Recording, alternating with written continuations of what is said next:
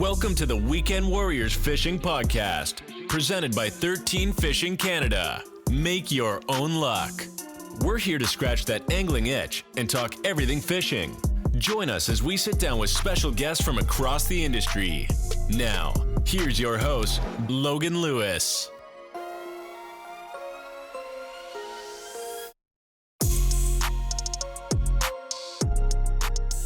Hey everyone, and welcome to the Weekend Warriors Pre-Fish. This is a new short-form podcast we are trying out. This will be highly informative and a more direct podcast. We will be covering fishing topics relative to the time of year in which we're going through and giving up-to-date conditions and reports on our own fishing trips as well. And who knows, if all goes well, you may hear this short-form bi-weekly along with our regular long-form platform. Now, this podcast and our regular podcast is, of course, sponsored by 13 Fishing Canada. You can head to the Rapala website, use the code Weekend Warriors, that's WKND Warriors. Save yourself 15% off all checkouts. As well, we have the Saskatchewan Wildlife Federation. Huge thank you to them, providing such a great service for our province. Stocked fish, public lands, all good things. Go down to your local branch and get yourself a membership today. And of course, I'm here with my good friend and co-host, Logan. How you doing, Logan? I feel like we haven't talked in forever, man. It's been a little bit there. We had part 1 and 2 with Chris Summers. So if you haven't listened to episodes 96 and 97, go check those out. Been getting a lot of good feedback on those. So yeah, with those 2 episodes coming out, that's basically been a month at least since me and you have sat down and actually recorded. Lodge life is obviously a busy life for anyone that has lived that life or has been to a lodge, they'd know. So totally good with that. It was easy talking with Chris as well. Yeah. So I definitely felt like I was missing out, especially after listening to it. It sounded like just really well informative podcast, and I'm definitely jealous I missed you, Chris, so I apologize, and hopefully I can catch you on the next one. Yeah, he'll be back for sure. That was a professional intro there for your first one. Oh, you're ready to go here. Yeah, thank you. Well, amped up. So you did mention kind of what this would be. This is volume 1 here. It's going to be separate of our other episodes and just kind of more of a quick form. I know we're pretty good at dragging things on and extending conversation into different tangents when we do a regular episode, but this one obviously will be a bit longer than the next ones to come, as this is kind of introducing the whole thing, the new segment for the podcast here. But yeah, for everyone listening, This was kind of Jesse's baby here, and I'm excited to see where it goes because I think this shorter form, lots of info, will be a lot of fun to listen back to, and not just record, but yeah, listen back to. Will be pretty sweet. Absolutely, yeah. We're hoping to fit a bunch of information in a short time frame, and hopefully you can walk away and learn something new or with a new idea to try. Yeah, for sure. So are we wanting to say what this one's going to be? Well, I kind of want to hear about your last fishing trip, to be honest, first. Okay. Yeah. Okay. Yeah. No, that works. Yeah, I mentioned at the end of the last episode that I'd be heading out to Last Mountain. For anyone who was going to be out there, come say hello. I actually had some listeners take a picture of the truck there at the launch. So that was quite nice, as I was informed that I may get ticketed there, as they were handing out tickets the day before. So it was nice that didn't happen. I'll just find the message here. It was Bryce Bell that messaged me. So thanks to him for letting me know. I was thinking, I've been parking there for years. I'm not going to mention the launch. I don't want them to get going with the tickets, but I've been parking there for a couple of years now and haven't gotten in too much trouble there. So luckily no ticket that day. It was supposed to be a crappier day, and we ended up just watching the radar. The winds definitely picked up. We got out there around, I think I left home at 4:30 in the morning, and we were fishing by at least 7, I think, by the way things worked out. And winds picked up around 10. It looked like the storm was going to hit around 11 or 12, so we just tried to get as much time as we could in the morning and kept looking at the radar, and the big cloud that was scary wasn't moving, so we just stuck her out. And as we talked about before we started recording, sometimes fly by the seat of my pants with things. I forgot to plug in my trolling motor batteries from my northern trip. And so around 2 o'clock, the batteries were getting low, and We just decided we'd had a good time. We got into some nice fish. I don't know what our total count was. We actually got the clicker going, so there was enough fish for that day. But yeah, around 2:00 we called it, got the boat packed up, and just as we were leaving, it started to rain. So it was perfect. It was perfect. But yeah, quite a few boats out there to start, and by the time we got off, I don't really know if anyone else was out there. I don't blame them. When we were spot locked on some marks, had waves coming over the front of the boat every once in a while, and so so that was enough. And for anyone who knows Last Mountain, also known as Long Lake, there, wind was coming right up the pipe, kind of a southeast wind, and so that made it fun. Tried to tuck into some different arms a little bit, but just the way it was working there, it was coming right in. But no, it was good. I'd been trying to catch that bite that's been going on there for what seems like well over a month now. Basically, maybe end of May, June, and now we're almost done July. So it's definitely got into a little bit of it. I think we ended up with five over 25, three of those being 28 or above, and then some other ones I was tossing one of the tungsten moon eye jigs from Rapala. Okay. In a 1/4 ounce with a full worm on it, and being the longer shank on there, it was pretty easy to hook that worm up there, and it looked great in the water.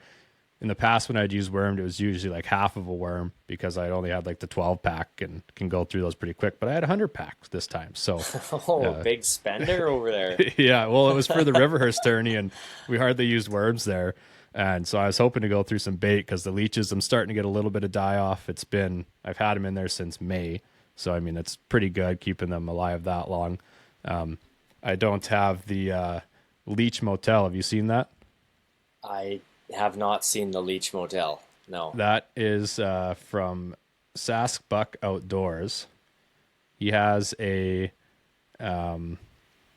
what's it called? It's basically like a small freezer, and it's on his Instagram. You can check it out there, along with many tank walleye from Last Mountain. But it circulates the water, keeps the water clean, keeps them cold, and his leeches seem to live forever. But I just cycle my water every couple days. But anyways. Cool. Yeah, no, it's sweet. So check that out on Instagram if you want to see how to do bait right. But yeah, I was hoping to go through some bait and definitely did that day. And then eventually with the wind, went into more of a reaction bite with some jigging wraps, and jigging shadow wrap is actually what I caught my biggest fish on, and kind of I think it was a purpley gold color. And yeah, so that was nice.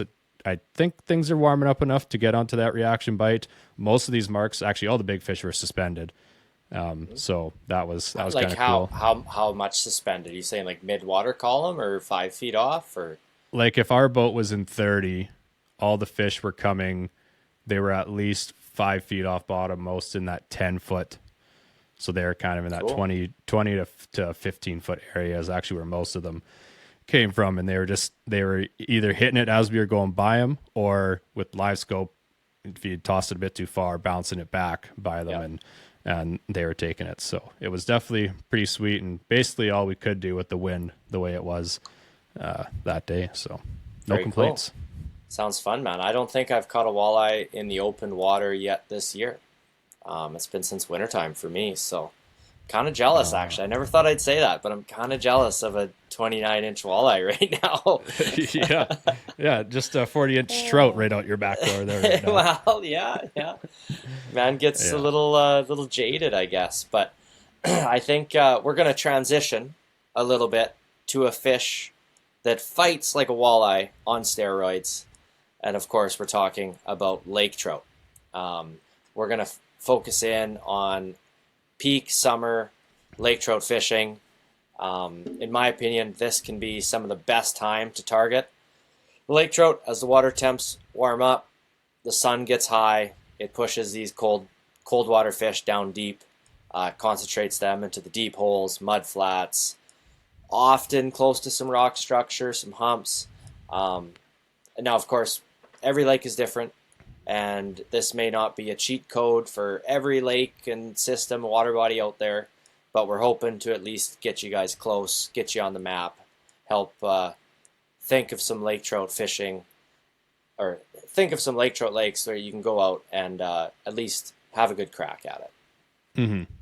Yeah. So this one, volume 1 here, is going to be targeting lake trout, mostly trolling lake trout. We'll also talk a little bit about jigging and just general lake trout topics there. But volume 1 here is going to be lake trout. You haven't caught a lake trout yet this year, have you, Logan? I guided one lake trout this year. Oh, did you? Say that. Okay. Yeah. No, it was on our trip up north. I found the Lakers. It was just umbrellas upon umbrellas in 56 feet of water. Was marking some in the 90 plus feet at the lake I was at, but I was using my downrigger for the first time, and that was a bit of a learning curve. And I was running 2 lines off of the one downrigger, and so trying to figure that out, and also getting the other 2 guys who hadn't used the downrigger either working on. Okay, I'm letting the cannonball out. Oh, wait, I've got to let line out of the reel as well at the same time. It was just because I'm used to just some lead with what we do up north there, right? Just used to tossing lead on there and the one thing. But yeah, anyways, found them in about 50 feet and just ended up, we tried jigging them with the live scope and just general 2D going over them, jigging them, nothing would chase at all. And on this lake, I've had some awesome days where they're just chasing nonstop. You can't even get it to the bottom. But yeah, they were all just sitting belly on bottom, not very active. We did get one. We were using, we'll talk about them later, but some of the heavy Len Thompson spoons. I think it was the orange 5 of diamonds. And one swiped at it. My buddy set the hook, and that one went to the frying pan, as there was a guy with us that can't eat whitefish, but he can eat the salmonoids. I think that's right. So yeah, ended up keeping that for shore lunches the next 2 days, and that's the only one that entered the boat. So I bought a park pass for a week, which was like, was it $48 or something like that? I get to the lake, and the launch is so steep. Some of those northern launches are just like, there's not much room for it, right?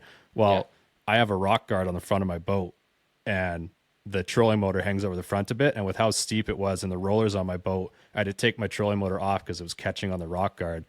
Okay. So yeah, so that was kind of annoying. I mean, it's a quick release anyways, but I didn't want to have to do that. So took it off, launched, get out there. It was just like for an evening fish, basically. Literally set up that was part of my setup at my boat this winter, was getting the downrigger going. And I used it for, I think, half an hour of trolling until we found the fish. And yeah, I was like, oh, sweet. That was a good investment. Can't wait to do it again next year for one day. Get another 30 minutes in. Yeah, and the road was so bad up there too that I was like, I couldn't take my boat up and down that. It was just making me mad. So I did it the one time, and I was like, hopefully it's better next year, and I'm willing to drive up and down it more. But yeah, it was still nice to use it. And yeah, so long story short, which is what this episode's not supposed to have, is one lake trout for me this year. You've got one, there you right? go. I've gotten at least one one or two. Yeah. Yeah, that's good. Up here, it's kind of cheating anyway, but yeah, still lots of trout going around. Yeah. Lake trout fishing's been really good up here. So yeah, lots of big ones I've been seeing. So you can see all those on the Lac Lamart page, or any of the guides up there doing really good about posting all their stuff. So sure, that's what we're trying to get the people on with this episode, volume 1 here of the pre-fish. So where are we starting things off here? I think step 1 to any good lake trout adventure, it all starts with a reliable electronic. Wouldn't you agree? Yeah, for sure. And I don't know, you're pretty well versed in the electronics now, I would say. You've since I first met you. Oh, okay, fair. I've grown a bit in that field. yeah. No, Jesse's gotten a lot better with that. But yeah, electronics are going to help you. If the one main thing, especially if it's a lake you don't have maps for, or a lake you haven't fished, is trying to get that transducer set up so that you can read at full speed. That's going to be huge, especially in lots of these lakes that have lake trout.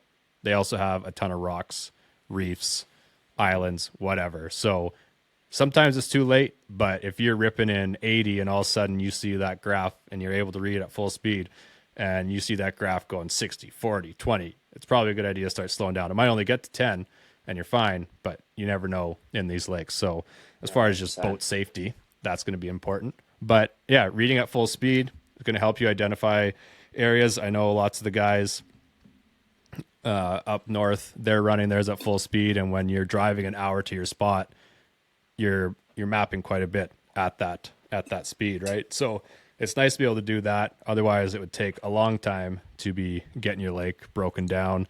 I didn't have my boat set up like that necessarily. I could still around 20 mile an hour.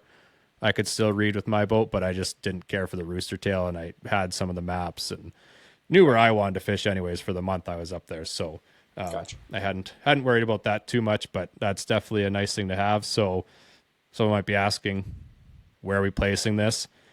There's lots of different, you can use YouTube. That's kind of where I first started. But the main thing I've realized is kind of the thing that helps if the boat's on your trailer, making it level and making sure that your boat's level in that trailer as well. And then you can kind of just tinker with it a bit. That's what I've done once I get out there, take the tools with you. But I find I like what I found, especially with the one boat that I use for mapping for other endeavors. It's kind of just in line with the bottom of your boat there, maybe just a little bit below that. If you go too far below, you get that huge rooster tail, which I think it still reads fine, right? Yeah. It just splashes some water up and possibly on your backsplash, but yeah. And then if you do, like, the real reason I didn't have it like that on my old boat is when I'd put it in the lift, the bunk for the lift was right there, so I would have snapped it off. Or that is actually, I totally forgot, one of the main reasons I didn't have it set up like that up north is because if I did hit a rock or a reef, I didn't want to be ripping that off as well. 100%. So, yeah. So that's one thing to consider. If you are, say you've on a fly-in, I've learned this from guiding up north, the way you guys all set up your transducers, you're not drilling into the boat, right?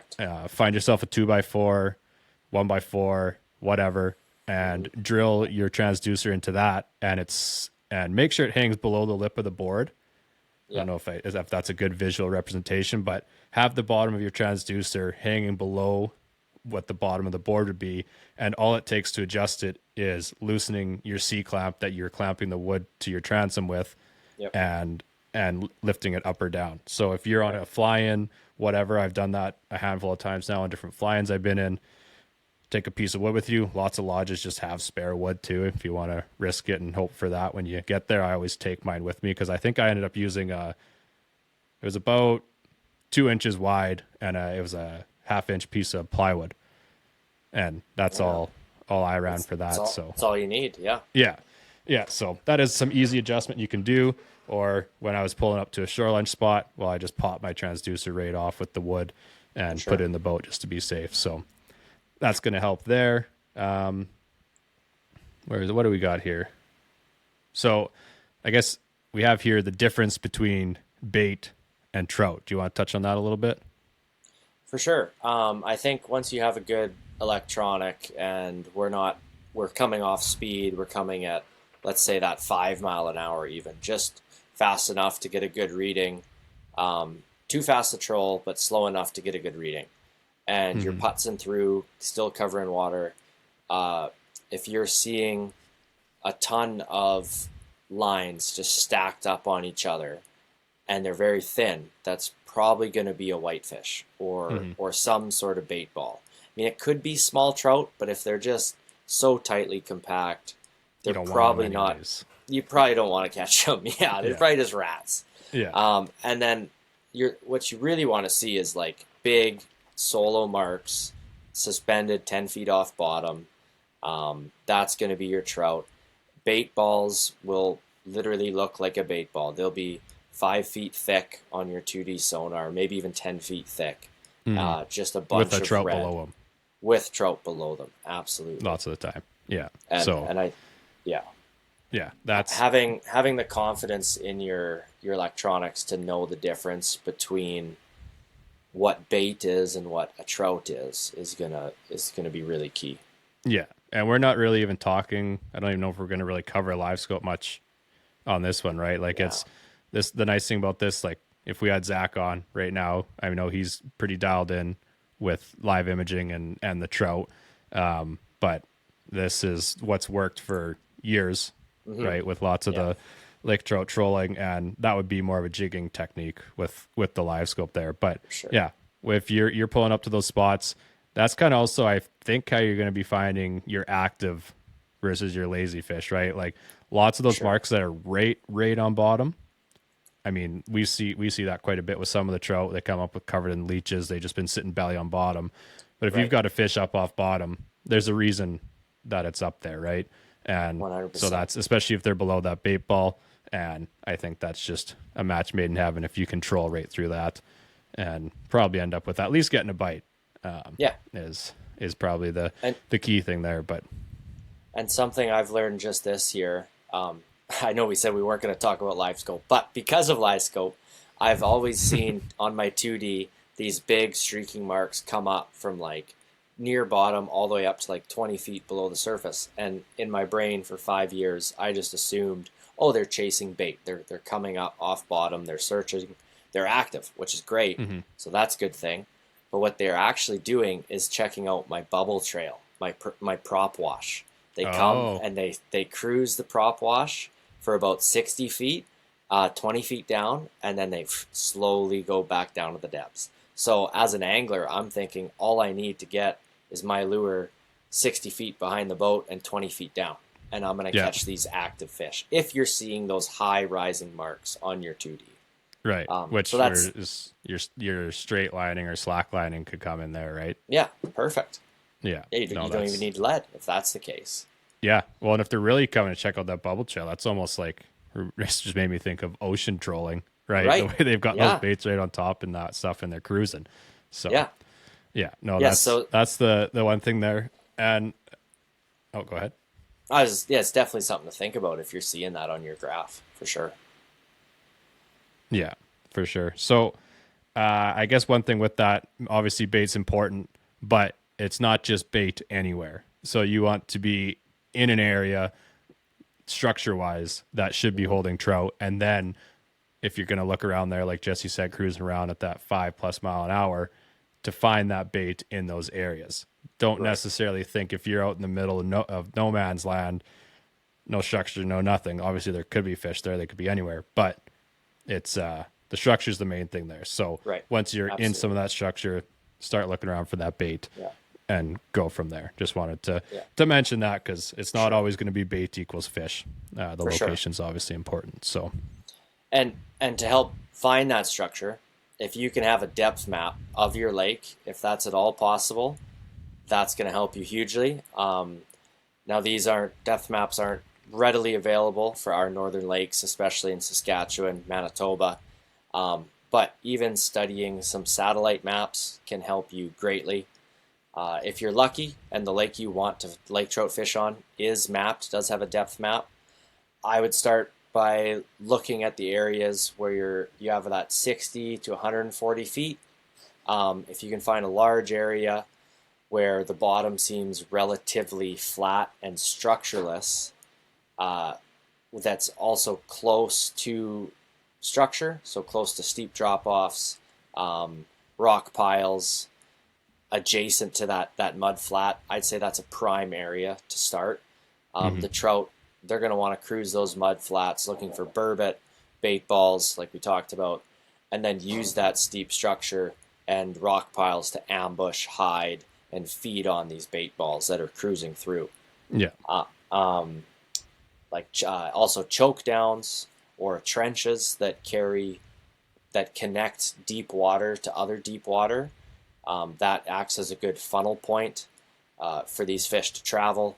That could mean underwater structure that you can see on a depth map or you can see as you're driving and charting, or just visual. It could be islands out of the water that separate your main lake, your two parts of your main lake, stuff like that. I mean, lake trout are always roaming. They're always swimming to find food. So finding a choke point can really help concentrate fish. And if you're just going solely off satellite maps and intuition, I start with main lake basins. The biggest body of the water that you're fishing is probably going to be the deepest. So that's obviously a good point to check for. Large islands in the middle of the lake can be good as well because you know that the fish have to go around it. And so I just check what side's the deepest. If I was a trout, why would I pick this side compared to that side, and just see what it's like. And now, if there's no deep water next to any of your visual islands or channels that you can find, just start heading towards Main Lake, something a little deeper, getting into those bigger, deeper flats with structure nearby. I think with that, like, you should, in a couple hours, if you can chart on plane and look for those areas, you should be able to find some trout. Yeah, identify one or two places to really lock into and start putting in the work there. And the nice thing with trolling is you are covering ground, so obviously you keep your auto chart or whatever the other brands call their live charting, right? Keep that on at all times. Absolutely. And get those maps. And that's when you can really, like, I had the trench by Big Island up where Jesse is right now. I like to troll that, and by the time you go up and down it, across it, diagonally, cover it all different ways, you've got a pretty nice map built up there, and then you can really dial in where you're going to be trolling to, whether it's a depth or if you're wanting to eventually jig, sitting right on those spots. So that's definitely a huge part there. And look, we just talked about electronics and areas without hardly mentioning live scope. So we still kind of know how to fish normally. So Exactly. yeah. So I should have got some of these out here, but I think the next most important thing is going to be your presentation and your lures, right? And I say those differently because I think they're different. I think your presentation isn't just the bait you're putting. So before we get into any of these baits, I think this can apply. I don't even know if we had this in the notes, so I might be surprising Jesse here, but Let her roll. Speed is one thing. Changing your speeds, changing your direction, all huge things in how you present your bait. Lake trout love to follow. I don't know if it's almost like a trance they get in just following your bait, but as soon as you change something, kick it into neutral, speed up, turn, totally stop, whatever, it's like it snaps them out. And as soon as you either right then or as soon as you kick back into normal, say you did slow down and now you're just getting going again, boom, that's when you'll get lots of your bites. So whether it's good to do your zigzags, your turning, all that stuff, as that leads to lots of the bites rather than just trolling straight for half an hour kind of thing, right? So that is a big thing there. I was just thinking I should have maybe grabbed some baits. I've got a bucket of them over there to show some of them since we do have the video version now. They're probably all stuck together. I could maybe run over there while you're talking, but as far as, do you want to touch on the rig rundown and I'll maybe go and grab some baits here? For sure. Yeah. Okay. Grab away. You talk away. I'll be back. All right. Well, your basic rig rundown when you're fishing lake trout deep is you need to get down to where the fish are. So if you're using your electronics and you're marking fish down at, say, 60, 70 feet of water and you're in 120 feet, so you got to get halfway down, you're going to need some lead. So I just use simple banana weights. You can buy them at the Fish and Oil, you can buy them at Cabela's, your local tackle shop maybe. I like to use up to 10 ounces, so you need a pretty heavy rod to be able to handle that lead. 8'6", heavy, even an extra heavy with a fast action, something that's rated for 3 to 10 ounces as a casting rating is kind of what you're looking for. But yeah, 10 ounces of lead is attached to your main line.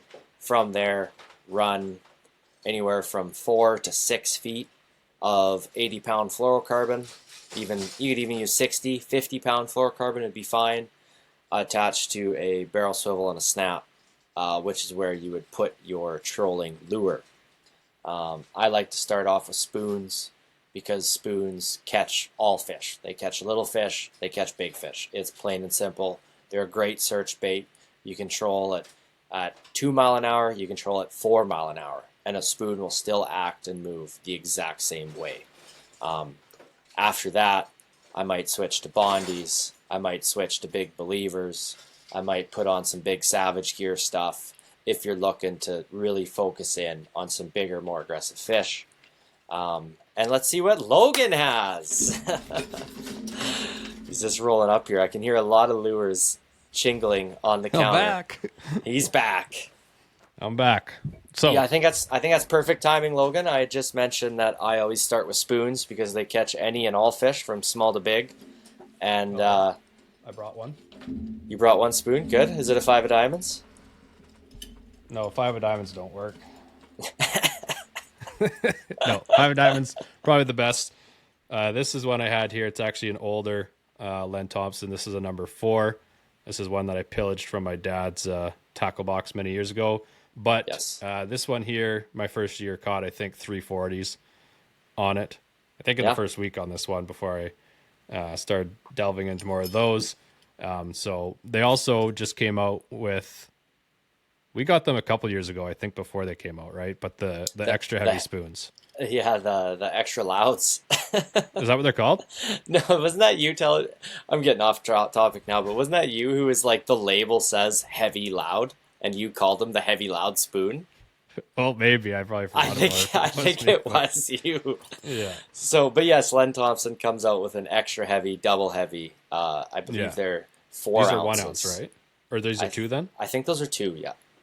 I think. Sorry, Len But Thompson, if we're wrong, but they're we're awesome. sorry, but they're great. Yeah, they all work. Yes, they're great. Yeah, and yeah, once it goes for spoons, the one thing I wanted to mention is obviously if you're just looking for fish, yeah, like you can't go wrong with a spoon, right? But we're talking about size here is what we're focusing on. Mm-hmm. Any of this, if you're just looking for fish, just downsize what we're talking about. You can still give the same presentations. I've got a couple of different ones here if that's what you're wanting to get into now. Yeah. Let's see what you got. So the classic here, the hooks are off of it for travel, but got the Bondi bait. I don't know if they call this the Magnum or what, but this is I believe one of the that's the bigger ones. original. That's the original. The original? Yeah. Okay. Good thing you're here. This does come with it on the back. I've done with another one here, this burb. It seems to have taken on color of someone else. On this burbot, I did add its own spinner on the back, so you can never go wrong with some flash. For the lake trout, these are all bigger, basically swim bait variations. Do I show them the juice?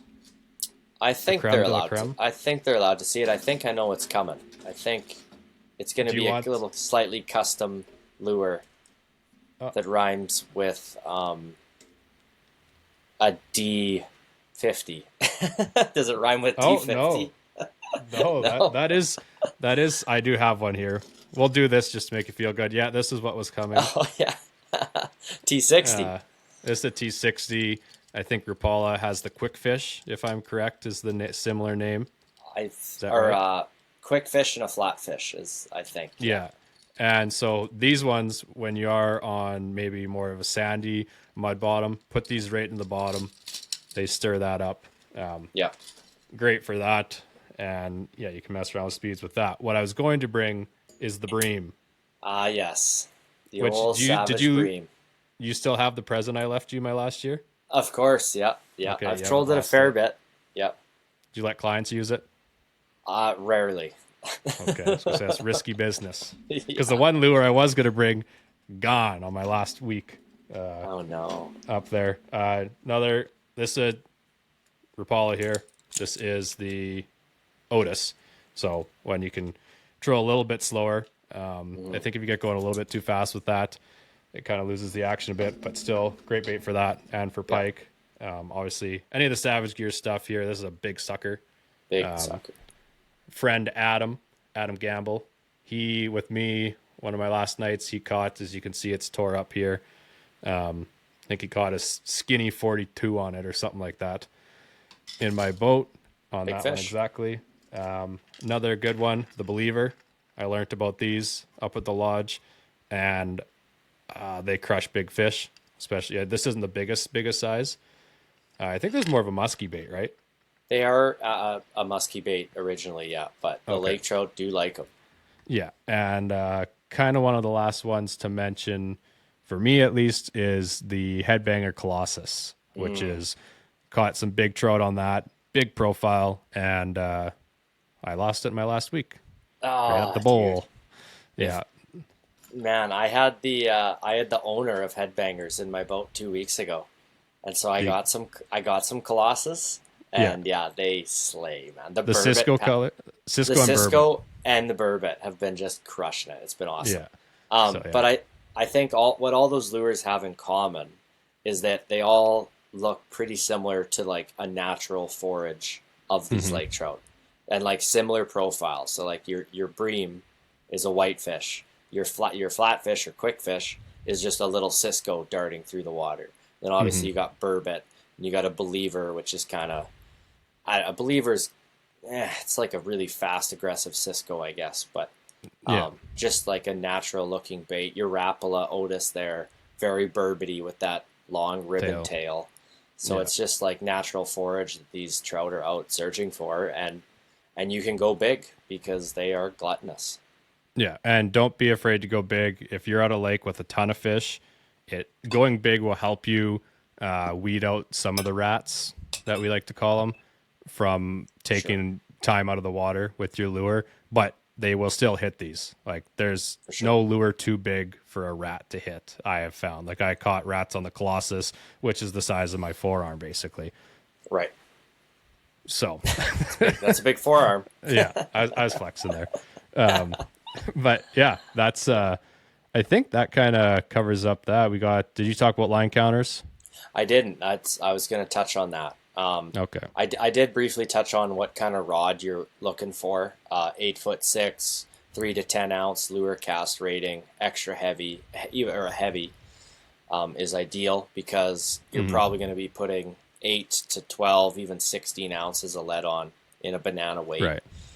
What I've been doing is I've just been taking a 6 and a 3 or a 6 and a 4, electrical taping them together, and then hooking my line and leader to the same one. Right. You gotta make sure you're attached to the same lead when you do that. Otherwise, it's gonna pull your tape apart. But with that, having a reel with a line counter is a huge advantage just to replicate the result. So you let your Len Thompson 5 of diamonds back 125 feet, and you get one.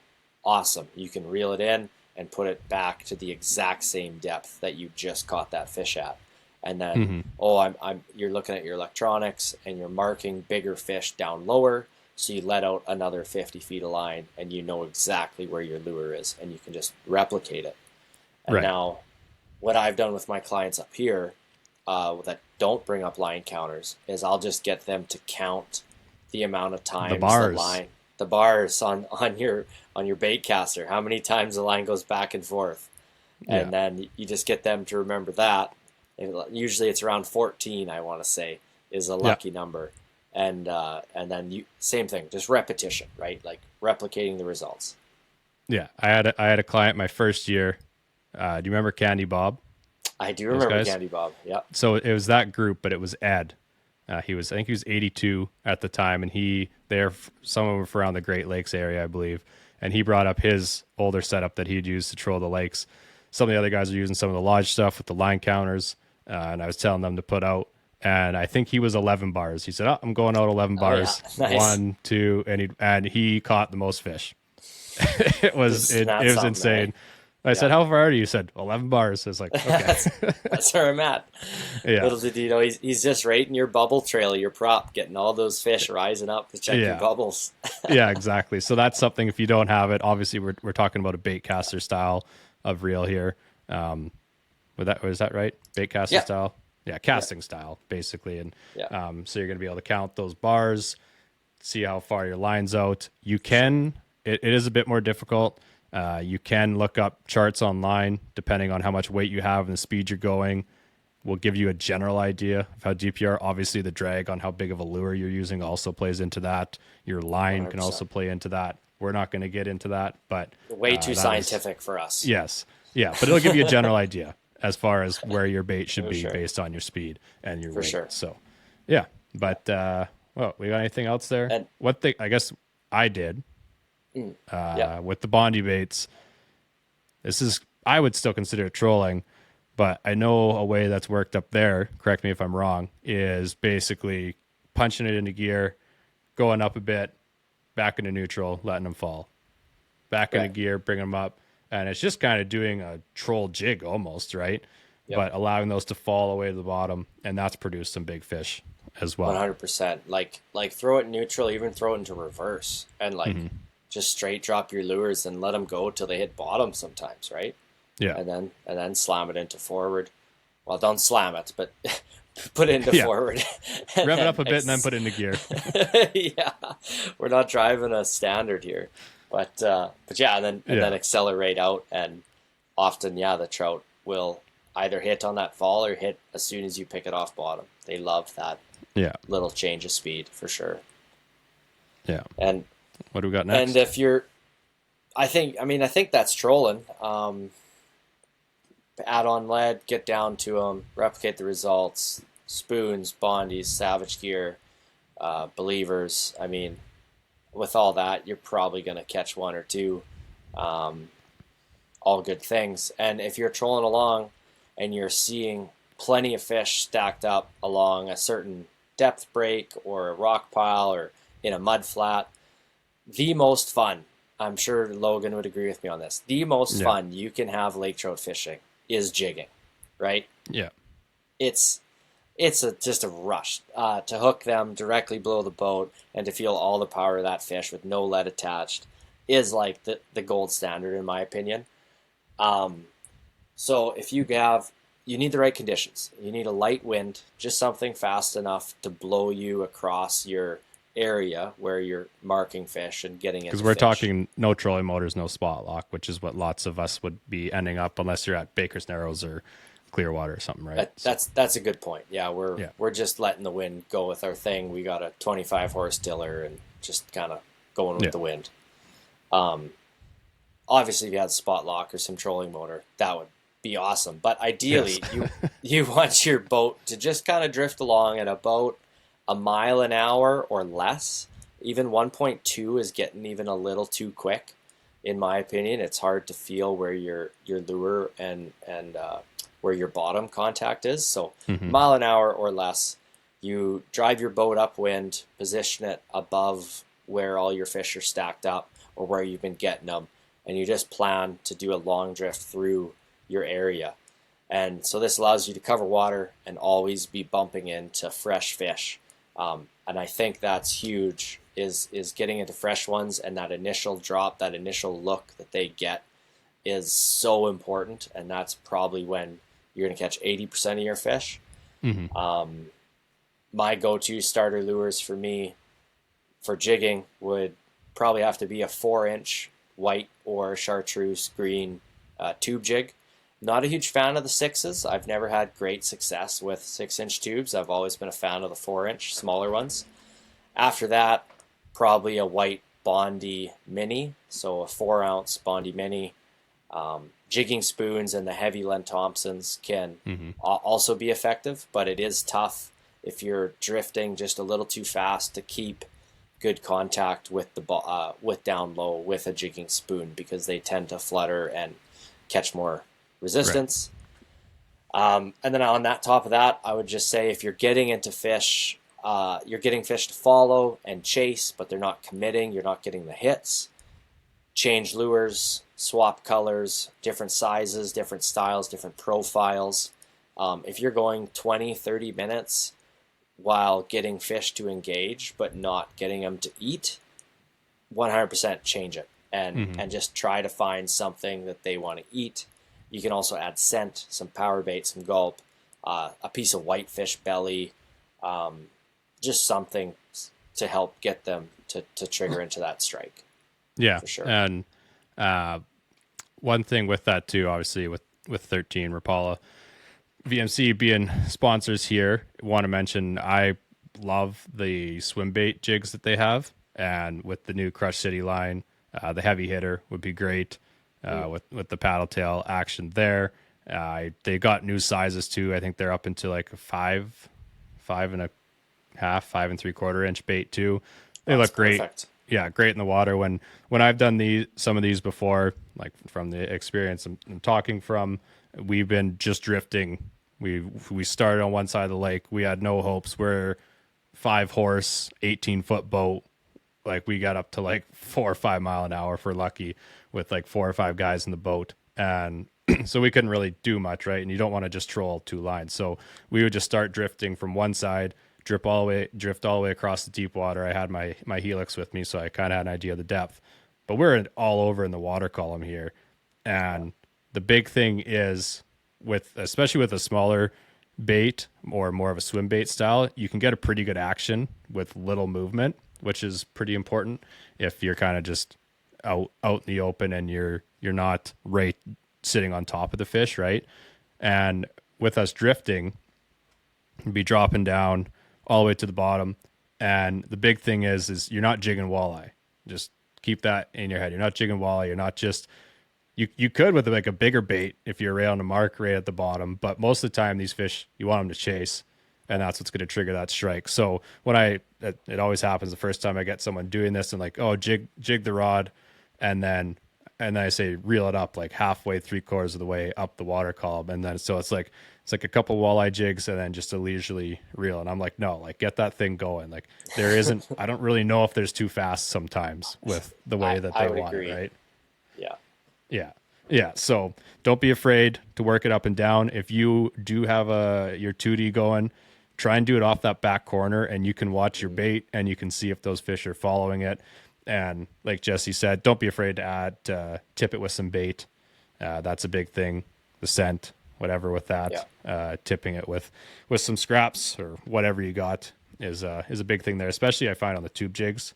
If you're running like a bucktail or something, Rapala VMC has new bucktails they just came out with. Pretty easy to tip something in there in the bucktail. Yep. And they love it. So it holds scent really well, that bucktail. Yeah, and if it is like the belly, like a Cisco belly, Yep. Or even scraps of say a pike that you've kept, like that meat, that belly area that you're discarding, it holds on so strong. So it's pretty hard for them to rip it off, and it lasts for many fish, and it's just something that adds a bit of profile and scent and I guess flavor once they do decide to thrash at it. So For sure. Yeah. What else we got? Does that cover jigging? I think that pretty much covers jigging. I think so. Dead stick, you want to talk about that a little bit?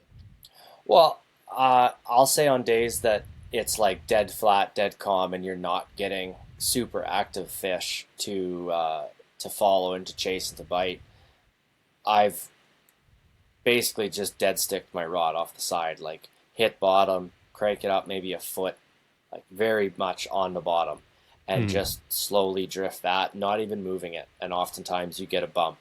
I've done that with swim baits, paddle tails, and bondy baits. It's just like very similar to the wintertime. Obviously, you don't have that scent on there. You're not using a Cisco, but that is kind of just what it looks like. What? I have successfully dead baited in the summer while drifting. Well, there you go. And like literally on the bottom, it was a fly and didn't have any trolling motor or nothing like that. And we flew in some frozen dead Cisco that we had and put that on a quick strike rig, put it down 100 feet, laid it on bottom, and I was driving then, so I just kind of kept kicking in reverse to try and hold. But basically, it was just watching my line counter, and then it started going a bit faster than normal, a little bit faster, and it wasn't a big fish by any means, but that's lots of the time going to be your big fish way, is why I was trying it. But they could end up being like an 8-pounder or something, so nice. Worked out pretty well. But I have successfully done that once, but it is a lot more tedious, especially when you don't have a trolling motor. Right. And if you have access to dead bait, 100% drop them down there. That's going to be super effective, especially on those slow days where the trout aren't wanting to chase a spoon or a lure. Right. That's a really good point, actually.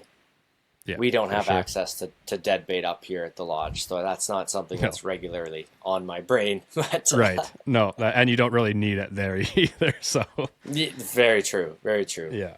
But you can't beat the real thing. Yeah.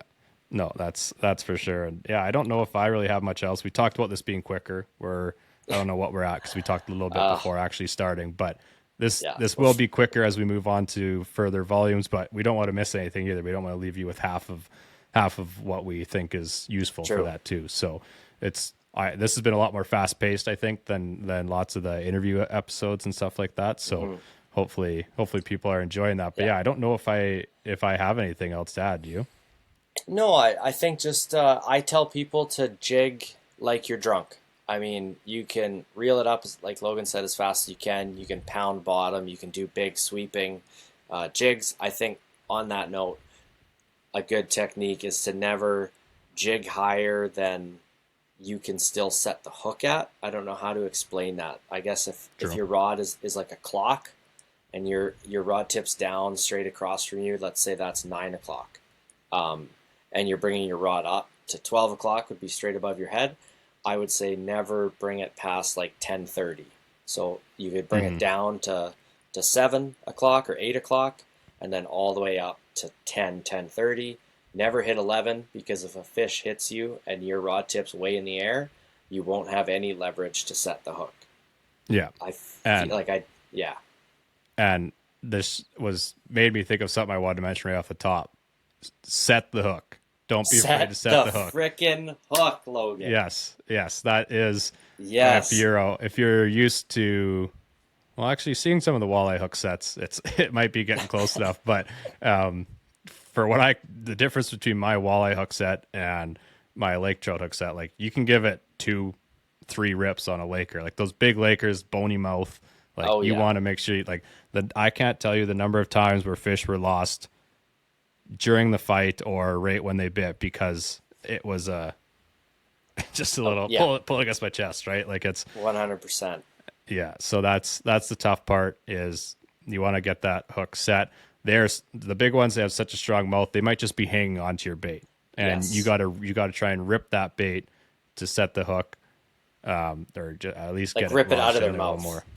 Yes, yeah. You don't want it in their mouth anymore. Yeah, no. If they've got it, you want to make sure that you're getting that hook set because they've Yeah. got, especially the big ones, just big bony mouths. Yeah. Yeah, that's one thing. It's Always like it's like setting a pet hook peeve. into plywood. Yes. It's you gotta frickin' rip their face off. Hook sets are Yeah. free, so just give it to them. It's a bit different if you're trolling, right? Like you can when you've got that speed and they're wanting to pull against that. It's usually you're trolling Yeah. and it can be one big one. But if just on the topic of jigging, like if you're vertical jigging and you're reeling up and it hits, don't just keep reeling. Like you want to reel Yeah. back, and Mhm. at least I would say Yeah. at least set it twice because you want to give Yeah. it to them. And so another hot tip for that is keeping, if you have a bait caster style reel or line caster style reel, keep your thumb on your spool uh, when you set the hook. Like, do not let your drag slip if you can help it. So you 'Cause have then your you're doing drag nothing. set. Yeah, right. So you have your drag set kind of pretty heavy, like heavier than you'd expect. And then for that initial hook set, just put your thumb down on that spool and do not let your drag slip. And that's for trolling or jigging. In my opinion, like if I hear your drag slip on my boat, I'm going to tell you, you're going to lose that fish. That's rude. Hey, man, this is what 6 years gets you at Yeah. the lodge. 6 years, I've had enough. Yeah, I've had enough of lost opportunities. Yeah. No, that's fair. Yeah, you don't obviously once you're fighting a fish, it could be a little bit different. I Yeah. usually am not really touching my drag too much unless it's like okay, you can kind of once you've done it enough, you can kind of tell okay, we're getting close to the brink here. Maybe we should Yeah. lay off a little bit, I don't know. It's kind of And playing it. that just comes with experience, right? You're not going to know how much pressure you're putting on them or what was too much or what was too little until you go out there and get bent on one, right? Yes. Yeah, exactly. So we should have probably mentioned that off the top. We'll mention it at the end for a good piece of advice for people who stuck with us till the end here. Set that hook. Make sure to set that hook. that hook. Yeah. Yeah. Do you have anything else for the people still listening? Yeah, I think one last like major thing is once you find some fish, ask yourself, why are these fish here? Think about where you are on the lake, what structure is around you, and use that information to help you find more fish and zero in on bigger fish. So you're trying to see like the whole picture. There's a reason why they're there, and you need to figure out why are they here and where else may they be because they're here. Yeah. And that's just such a big tactic. It's not like you just magically drifted into one. You found them, they're there, they're not stupid, they're there for a reason. So Right. I think just always be thinking that. Yeah. Think of your time of year. I guess maybe how things have been weather-wise leading to whether the fish are deeper, you're finding them shallower. Your wind Maybe, direction.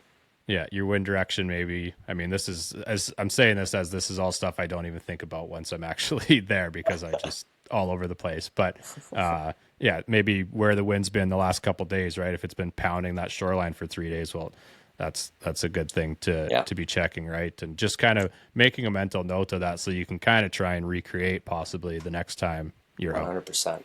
100%. Yeah. No, I think that's all useful. Okay. Useful enough information there. We good to wrap up volume 1 here? I think we're wrapping up volume 1. I mean, hopefully we were able to help all the listeners out with some trouty information and maybe motivate some of you guys to head out to some lake trout waters this weekend. Take that 5-6 hour drive, get out there, get lost, and try something new, or maybe head to an old honey hole with a new idea or tactic in mind. But yeah, I think that's us. So thank you for listening to the pre-fish. Happy fishing. Dang it, I screwed that up. No, that's all good. I did want to say one thing. Obviously, with this being volume 1, we have a couple other ideas in the bank. But if you did enjoy this episode, shoot us a message, shoot us an email, whatever it is. You can get either of us on the socials. Let us know what you thought. If you have any ideas for future episodes, we're always ears for those, whether it's for the regular podcast or for another volume here of the pre-fish. But yeah, I think I'll try and wrap things up here now. But like Jesse said, for this one being Lakers, go find some lakes. You can use the there is a map for Saskatchewan that shows what species are in what lakes, and you can kind of break it down by that. You might find some closer lake trout lakes than you thought. And yeah, go try out some of these tactics. Let us know how it went. But I think that's going to be everything for volume 1 here. Big thanks to the sponsors to close things out. 13 Fishing, Saskatchewan Wildlife Federation. Get some baits, get your membership, and go and catch some lake trout. We'll see you in the next one.